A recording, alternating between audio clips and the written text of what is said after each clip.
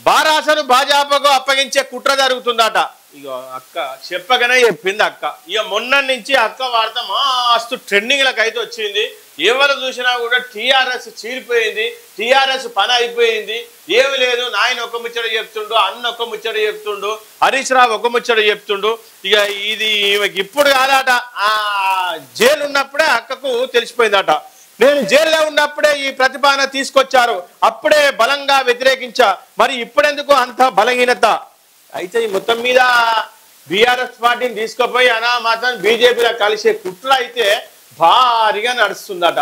మరి ఈ విషయాన్ని స్వయంగా ఎవరో చెప్పిర్రంటేనేమో ఈ కాంగ్రెస్ వాళ్ళు ఊకుకే బీఆర్ఎస్ కాంగ్రెస్ ఒకటి, బీఆర్ఎస్ బీజేపీ ఒకటి అని కాంగ్రెస్ వాళ్ళు అంటుంటేనేమో వాళ్ళ మీద దుమ్మెత్తిపోతుంది. మరి ఇప్పుడు ఎవరు చెప్తున్నారు అంటే స్వయంగా అక్కనే చెప్తుంది, స్వయంగా కవిత మేడమే చెప్తుంది, కవిత అక్కనే చెప్తుంది. ఇప్పుడు కాదట, ఇది 6 నెలలకేలే నడుస్తున్న ముచ్చటనట.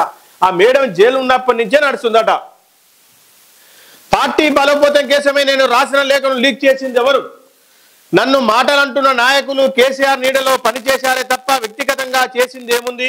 మీడియాతో ఇష్టాగోష్ఠిలో బారాస ఎమ్మెల్సీ కల్వకుంట్ల కవిత మొత్తం కడుపులు ఉన్నదంతా ఎల్లగొచ్చింది అనుకోరాదు. కడుపులో ఏమేమి ఉన్నది, ఏమేం కథ, ఎవరు తిట్టపోరా అంటారుగా ఇక మోటు సామెత. ఇగో గట్ల ఆమెను ఎల్లగొట్టే ప్రయత్నం భారీగా చేసిరట.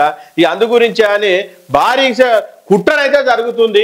మొత్తం మీద నాయన ఈయన కుట్ర జరుగుతుంది, మనం మంచి పని చేద్దామే అని నాయనకి ఇంత లెటర్ రాస్తే ఆ లెటర్ కూడా తీసుకొచ్చి బయట పడేసిర్రే నాయన. కానీ మొత్తం మీద చెప్పుకొచ్చింది అనుకోరాదా. ఇక తెలంగాణ వనరులను దోచుకునే ప్రయత్నం చేస్తున్న భాజపాను కట్టడి చేయకుండా గుంపు గుత్తగా బారాసన పార్టీకి అప్పగించే ప్రయత్నం జరుగుతుందని నా భావన. ఇదే ముచ్చట. దోసుక తింటుర్రు బీజేపీలు అందరు కలిసి దోసుక తింటుంటే ఇంకా దీన్ని తీసుకుపోయి అలాగైతే ఇంకా జనంత మద్దతు ఇచ్చేది అవుతుంది. మొత్తం మీద ఎమ్మెల్సీ కవితను అయితే ఒక సెంచాలి మొత్తం ఒక అటువంటి వార్త అయితే చేసింది. మొత్తం మీద బీజేపీ బీఆర్ఎస్ ఒకటే అని కాంగ్రెస్ వాళ్ళు అన్నదాన్ని ఈ అక్క బయట పెట్టింది. అది ముచ్చట, ఇది నడుస్తుంది.